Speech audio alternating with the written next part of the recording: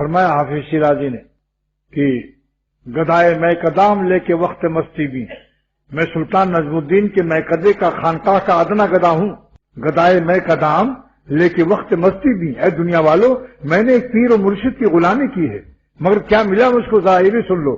گدائے میں قدام لے کے وقت مستی بھی، میں سلطان نجم الدین کبریٰ مرشد اور پیر کا ایک ادنا گدا ہوں، لیکن مجھے وقت مستی دیکھو کہ میں کیا ہوں۔ گدائے میں قدام لے کے وقت مستی بھی، جب میں اللہ کی محبت میں مست ہوتا ہوں پھر میری مقام کو تم اس وقت دیکھو کہ میں کیا ہوں۔ کہ حکم بر ستارہ کنم کہ ناز بر فلک، وہ حکم بر ستارہ کنم کہ میں آسمانوں پر ناز کرتا ہوں اور ستاروں پر حکومت کرتا ہوں۔ کہ حکم بر فلک وہ ناز بر ستارہ کنم کہ میں آسمان پر حکم جاری کرتا ہوں اور ستارے پر ناز کرتا ہوں، حکم ستاروں کو دیتا ہوں۔ ناز کی ناز بر فلک وہ حکم بر ستارہ کنم۔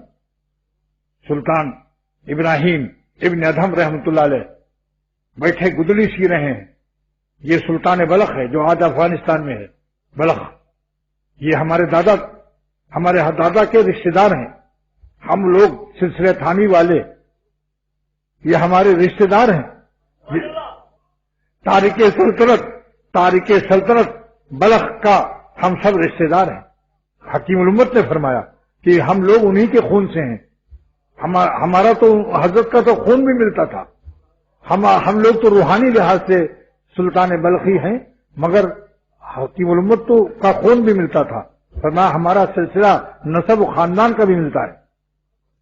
لیکن دریا کے کنارے گدلی سی رہے ہیں، دجلہ سیلاب ہے، ایک آدمی پل سے جھانک رہا تھا کہ گر گیا، وہ اتنا زیادہ بیلنس اپنا قائم نہیں کر سکا۔